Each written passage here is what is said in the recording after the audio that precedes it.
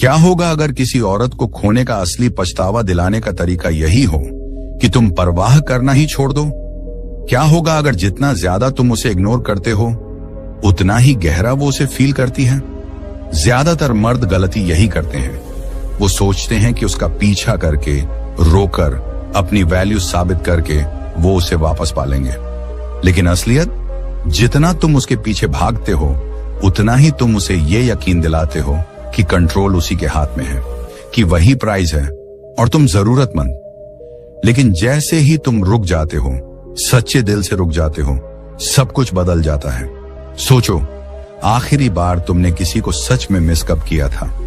तब जब वो हर वक्त तुम्हारे आसपास थे, या तब जब वो अचानक गायब हो गए थे, जब उनकी खामोशी ने तुम्हें रातों को जगाए रखा, जब तुम्हें यह शक होने लगा कि शायद उन्हें तुम्हारी कभी जरूरत ही नहीं थी? यही है असली खेल। वो उम्मीद करती है कि तुम रोओगे, भीख मांगोगे, टूट जाओगे, क्योंकि यही हर मर्द करता है।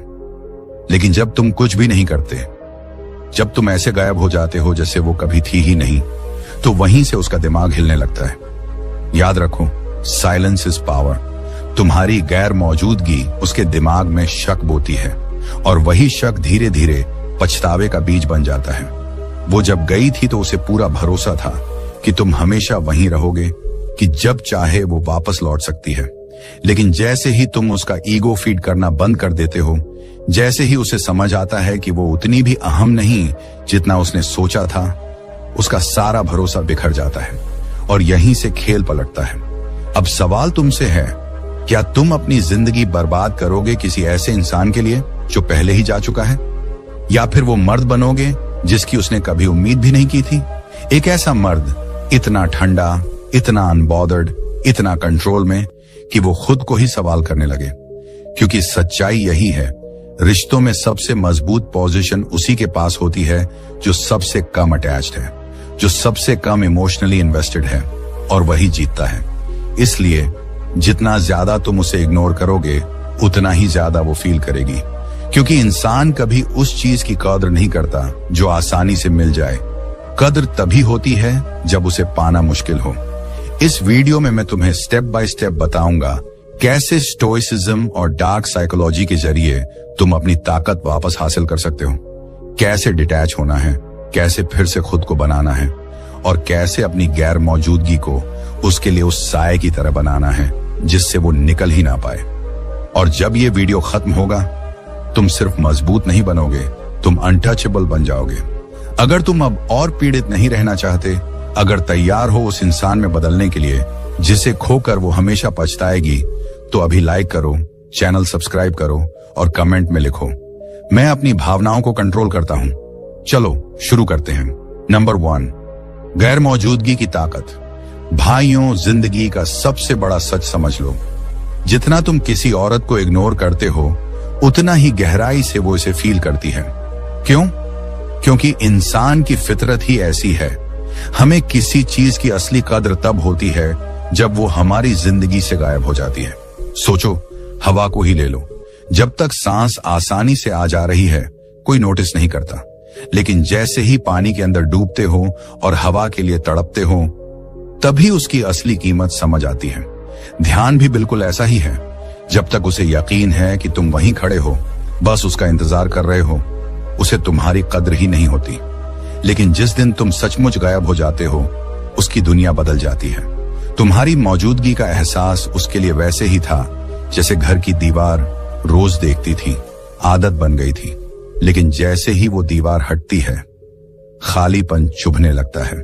याद रखो, अभी वो मान बैठी है कि तुम उसके लिए स्टैंड बाय हो, कि जब चाहेगी बस एक मैसेज करेगी और तुम दौड़ते चले आओगे। यही सर्टेनिटी तुम्हें उसके लिए बोरिंग बना देती है, और बोरियत अट्रैक्शन की सबसे बड़ी दुश्मन है। लेकिन जैसे ही तुम पीछे हटते हो, अटेंशन देना बंद करते हो, सब कुछ बदल जाता है। अचानक उसकी जिंदगी में एक खालीपन बन जाता है, और इंसान का दिमाग उस खालीपन को बर्दाश्त नहीं कर पाता। वो तुरंत सवालों से भरने लगता है। क्या मैंने सही फैसला लिया था? उसने अब तक मुझसे बात क्यों नहीं की? क्या वो इतनी जल्दी आगे बढ़ गया? क्या मैं ही गलत थी? जैसे ही तुम उसका ईगो फीड करना बंद कर देते हो, वहीं से उसकी सर्टेनिटी टूटने लगती है। और वहीं से उसका कंट्रोल तुम्हारे हाथ में आना शुरू हो जाता है। दोस्तों, गैर मौजूदगी ही असली ताकत है, क्योंकि ये स्कैरसिटी पैदा करती है और स्कैरसिटी ही वैल्यू बढ़ाती है। यही वजह है कि महंगे ब्रांड्स अपने प्रोडक्ट्स लिमिटेड रखते हैं। सोचो, एक रोलेक्स घड़ी टाइम वैसे ही बताती है जैसे एक सामान्य घड़ी, लेकिन उसकी कीमत आसमान छूती है। क्यों? क्योंकि वो रेयर है, हर किसी के पास नहीं। ठीक यही नियम तुम पर भी लागू होता है। अगर तुम हर वक्त अवेलेबल हो, हर मैसेज पर तुरंत रिप्लाई करते हो, उसकी हर पोस्ट लाइक करते हो, हर बार उसकी स्टोरीज देखते हो, तो तुमने खुद ही अपनी वैल्यू गिरा दी।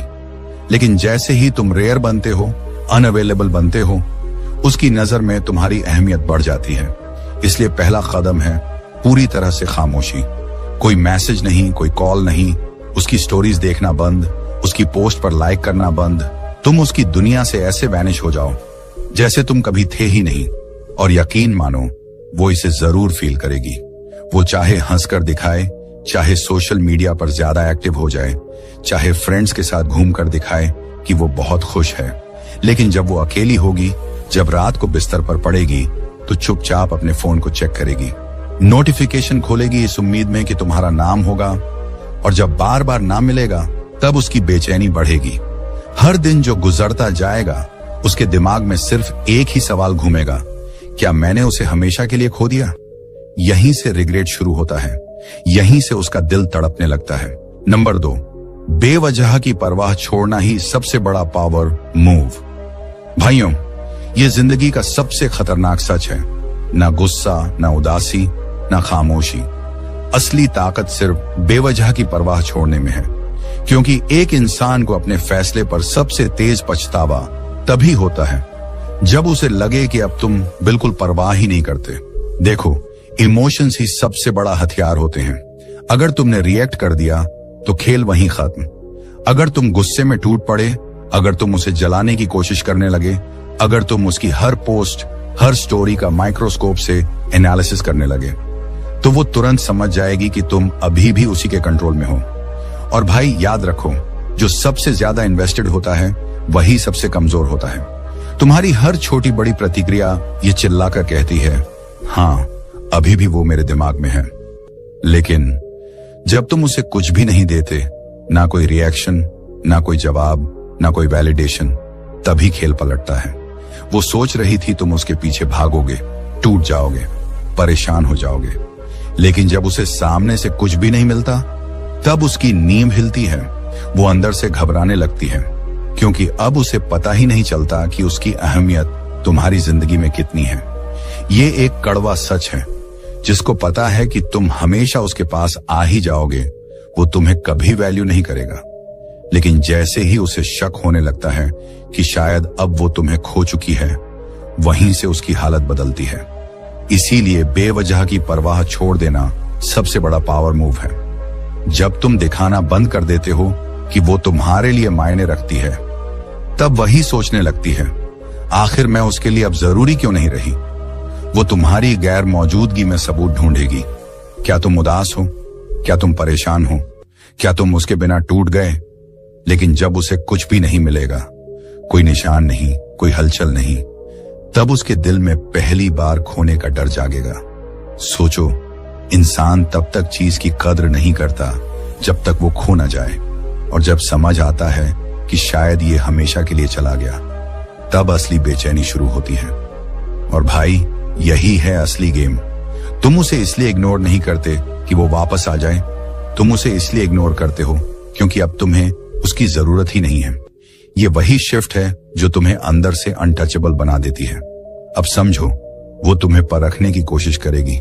कभी अचानक कोई रैंडम मैसेज, कभी कोई स्टोरी में छोटा सा हिंट, कभी अचानक लाइक, सिर्फ ये चेक करने के लिए कि तुम रिएक्ट करते हो या नहीं। लेकिन भाई, यहीं फंसना मत। हर बार जब तुम रिएक्ट करते हो, तुम उसकी ताकत वापस उसे दे देते हो। हर बार जब तुम एंगेज करते हो, तुम उसे फिर से साबित कर देते हो कि अभी भी वो तुम्हारे ऊपर हावी है। इसलिए कुछ मत करो, ठंडे रहो, दिखाओ कि अब वो तुम्हारे लिए इररिलेवेंट हो चुकी है। और यही ठंडापन, वही बेपरवाही उसकी सोच को हिलाकर रख देती है। वो सोचने पर मजबूर हो जाएगी, क्या मैंने उसे खो दिया? और वहीं से उसका पछतावा शुरू होगा। नंबर 3, तुम कभी उसके पीछे नहीं भाग रहे थे, तुम तो बस वैलिडेशन के पीछे भाग रहे थे। सच का सामना करो भाइयों, क्या सच में तुम उसी औरत को चाहते थे, या फिर वो एहसास जो उसके साथ होने से तुम्हें मिलता था? क्या तुम उस थ्रिल के पीछे भाग रहे थे कि उसने तुम्हें चुना? क्या तुम उस रश के पीछे पागल थे कि कोई तुम्हें चाह रहा है, या फिर उस वैलिडेशन के पीछे कि तुम्हारी भी कोई वैल्यू है, कोई तुम्हें नोटिस करता है? ज्यादातर मर्दों को यह सच्चाई बहुत देर से समझ आती है। उन्हें लगता है कि वो किसी लड़की के पीछे रो रहे हैं, लेकिन हकीकत में वो उस एहसास के पीछे रो रहे होते हैं। वो एहसास कि कोई उन्हें चाह रहा था, उन्हें जरूरी समझ रहा था। असल दुख औरत के जाने का नहीं होता, असल दुख उस आईने का होता है जिसमें उसने तुम्हें तुम्हारी अहमियत दिखलाई थी। और जब वो आईना टूट जाता है तब तुम खुद को खो बैठते हो। यही सबसे बड़ा ट्रैप है। अगर तुमने इसे पहचान लिया तो तुम आजाद हो जाओगे, लेकिन अगर नहीं पहचाना तो तुम बार बार उसी जाल में फंसोगे। तुम्हें लगेगा कि तुम उसी औरत के लिए पागल हो, लेकिन असलियत यह है कि तुम उस फीलिंग के एडिक्ट हो चुके हो कि तुम काफी हो। अब कड़वा सच सुनो, अगर तुमने सच में उससे प्यार किया होता तो पहले खुद से करना सीखा होता। लेकिन हुआ क्या? तुमने उसे अपनी कीमत तय करने का हक दे दिया। उसके अप्रूवल से तुम खुद को अच्छा या बुरा मानने लगे, और जैसे ही उसने अपनी नजरें फेर ली तुम्हें खालीपन महसूस होने लगा। यह खालीपन इसलिए नहीं कि वही तुम्हारी सोलमेट थी, बल्कि इसलिए कि उसके बिना तुम्हें खुद को वैल्यू देना नहीं आता। लेकिन यह खेल आज खत्म होता है। तुम कभी उसके पीछे नहीं भाग रहे थे, तुम उस झूठ के पीछे भाग रहे थे कि तुम्हें उसके वैलिडेशन की जरूरत है ताकि तुम खुद को पूरा महसूस कर सको। अब सवाल यह है, क्या होगा जब तुम ये मान लो कि तुम्हें किसी और की अप्रूवल की जरूरत ही नहीं है? क्या होगा जब तुम ये तय कर लो कि तुम्हारी वैल्यू का फैसला सिर्फ तुम करोगे, कोई और नहीं? भाई, वहीं से सब कुछ बदलता है। क्योंकि जब तुम एक्सटर्नल वैलिडेशन के पीछे भागना छोड़ देते हो तब तुम इंटरनल वैलिडेशन बनाना शुरू करते हो। तुम्हें खुशी ढूंढने के लिए अब किसी लड़की की मुस्कान या उसकी मौजूदगी की जरूरत नहीं होती। अब तुम अपनी आंखों से खुद को देखते हो और वहीं से तुम अनटचेबल बन जाते हो। और एक और सच्चाई सुन लो, औरतें हमेशा उस मर्द की तरफ खींचती हैं जिसे उनकी जरूरत नहीं होती, क्योंकि सेल्फ सफिशिएंसी यानी खुद पर खड़ा रहना सबसे बड़ा अट्रैक्शन है। एक ऐसा मर्द जिसे उसकी अटेंशन, उसका अप्रूवल या उसकी मौजूदगी की जरूरत नहीं, वही असल में उसके दिमाग में सबसे गहरी छाप छोड़ता है। इसलिए भागना बंद करो, उस चोजन होने के नशे से बाहर निकलो, उस वैलिडेशन की तलाश छोड़ो जो बाहर ढूंढने पर कभी नहीं मिलेगी। क्योंकि जिस दिन तुम समझ गए कि तुम्हें अप्रूव करने वाला सिर्फ तुम खुद हो, उसी दिन तुम इस जाल से हमेशा के लिए आजाद हो जाओगे। और खेल का सबसे खतरनाक मोड़ यही है, जिस दिन तुम उसकी वैलिडेटेशन की जरूरत महसूस करना छोड़ दोगे, उसी दिन से वो तुम्हारी वैलिडेटेशन ढूंढना शुरू कर देगी। Number 4, stoic mindset. या तो डिटैच करो वरना खुद बर्बाद हो जाओ। टूटे दिल में आदमी के सामने सिर्फ 2 रास्ते होते हैं, या तो वह डिटैच होकर अपने आप को बचा ले, या फिर हर दिन अंदर ही अंदर बर्बाद होता जाए। तुम्हारे पास भी यही 2 चॉइसेस हैं। या तो तुम इस दर्द को अपने ऊपर हावी होने दो, हर वक्त उसे सोचो, उसकी बातें डिसेक्ट करो, उसके हर छोटे छोटे एक्शंस को एनालाइज करो कि उसने किसी और से बात की या नहीं, उसने आगे बढ़ लिया या नहीं, और इस ऑब्सेशन में धीरे धीरे कमजोर और हारे हुए इंसान बन जाओ। या फिर तुम इस दर्द को अपनी ताकत बना दो। यही असली स्टोइसिज्म है। स्टोइक फिलॉसफी तुम्हें इमोशंस दबाने को नहीं कहती, बल्कि उन्हें मास्टर करने को कहती है। तुम दूसरों को कंट्रोल नहीं कर सकते, ये सच्चाई है, लेकिन तुम खुद को कंट्रोल कर सकते हो, ये तुम्हारी ताकत है। ज्यादातर मर्द यही हार जाते हैं क्योंकि वे अपनी सारी एनर्जी उसी औरत पर वेस्ट कर देते हैं जो अब उनके कंट्रोल में है ही नहीं। सोचो जरा, वो चली गई, ठीक है, ये तुम्हारे हाथ में नहीं था, लेकिन तुम्हारा रिएक्शन, तुम्हारा डिसिप्लिन, तुम्हारा ग्रोथ, ये सब सिर्फ तुम्हारे कंट्रोल में है। और यही फर्क है एक आम आदमी और एक स्टोइक पुरुष में। स्टोइक पुरुष किसी के पीछे नहीं भागता, वो रोता बिलखता नहीं, वो क्लोजर की भीख नहीं मांगता। क्यों? क्योंकि उसे पता है कि दूसरों का बिहेवियर उसके कंट्रोल में नहीं, पर उसका रिएक्शन, उसकी मेहनत, उसका फ्यूचर सिर्फ और सिर्फ उसके कंट्रोल में है। अब सबसे बड़ा गेम चेंजर सुनो, जब तुम सच में डिटैच हो जाते हो जब तुम्हें परवाह करना ही बंद हो जाती है कि वो पछता रही है या नहीं, तभी वो सबसे ज्यादा फील करती है, क्योंकि तब तुम इमोशनली इन्वेस्ट ही नहीं हो, तब तुम उसके नहीं अपने हो जाते हो। डिटैचमेंट मतलब आजादी।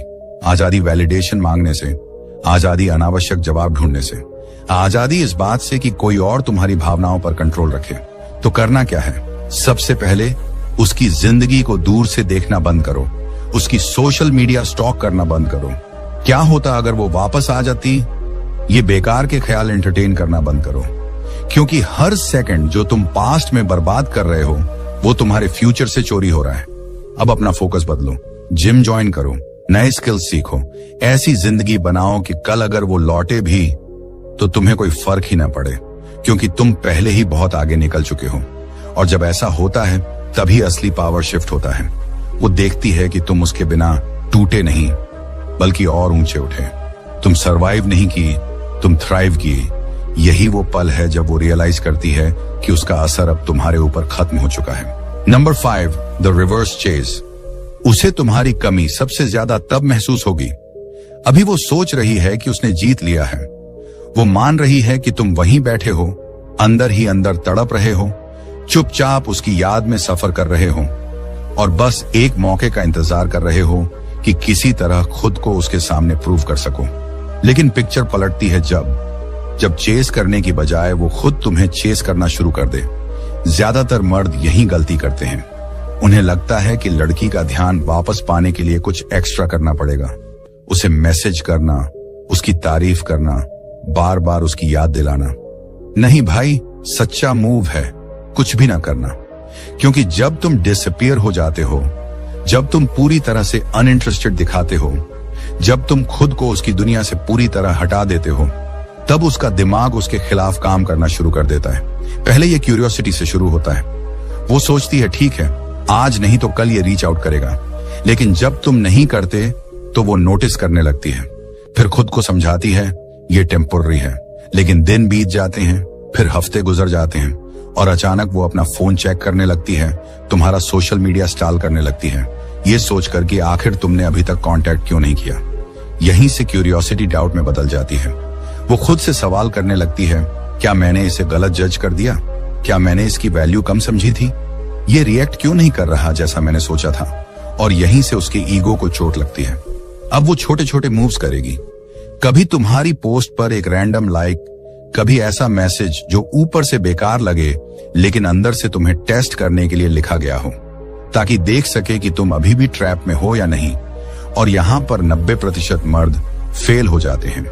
जैसे ही वो रिप्लाई करते हैं, जैसे ही रिएक्ट करते हैं, पूरा चेज रिसेट हो जाता है। उसके हाथ में आंसर आ जाता है कि तुम अंदर से बस उसी के इशारे का इंतजार कर रहे थे। लेकिन स्टोइक पुरुष क्या करता है? वो कोल्ड रहता है, ऐसे बिहेव करता है जैसे वो अब उसकी दुनिया में एग्जिस्ट ही नहीं करता। यही वो पल है जब डर उसकी रगों में उतरता है, क्योंकि अब वो सिर्फ तुम्हें मिस नहीं करती, अब उसे डाउट होने लगता है कि क्या उसने तुम्हें कभी सच में पाया भी था या नहीं। वो वैलिडेशन जो पहले उसके लिए नॉर्मल था, अब उसके लिए प्राइसलेस हो जाता है। और जितना वो रीच करती है, उतना ही तुम पीछे हटते हो और उतना ही पावरफुल तुम उसके दिमाग में बनते जाते हो। यही है रिवर्स चेज। ये वही मोमेंट है जब खेल पलटता है। अब पछतावा, अब सवाल, अब गिल्ट, सब उसके हिस्से में आता है, तुम्हारे नहीं। लेकिन याद रखो, ये तभी काम करता है जब तुम्हारे पास डिसिप्लिन हो, जब तुम रिएक्शन न दो, जब तुम उसके छोटे ब्रेड क्रम्स इग्नोर कर सको, जब तुम अपने रास्ते पर, अपनी ग्रोथ पर फोकस रखो। इसीलिए अब से उसकी पोस्ट मत चेक करो, उसके छोटे सिग्नल्स पर ध्यान मत दो। उसे ये एहसास मत होने दो कि वो अब भी तुम्हारे लिए मैटर करती है। और ट्रस्ट मी भाई, जिस दिन उसे लगेगा कि तुम सच में आगे बढ़ गए हो, उस दिन वो तुम्हें सबसे ज्यादा महसूस करेगी। नंबर 6, क्यूरियोसिटी को मारो, साइलेंट मिस्ट्री का दम। क्यूरियोसिटी यानी जिज्ञासा इंसान को पागल कर देती है, और अभी वो यही सोच रही है। उसे तुम्हारे बारे में सब पता होना चाहिए। वो देखना चाहती है कि तुम दुखी हो, वो देखना चाहती है कि तुम्हें अभी भी फर्क पड़ता है। वो हर छोटे हिंट की तलाश में है।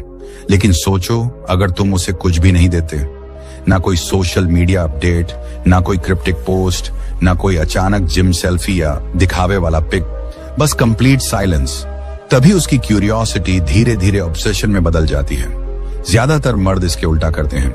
वो मोटिवेशनल कोट्स पोस्ट करते हैं ताकि सीक्रेटली लड़की उन्हें नोटिस करे।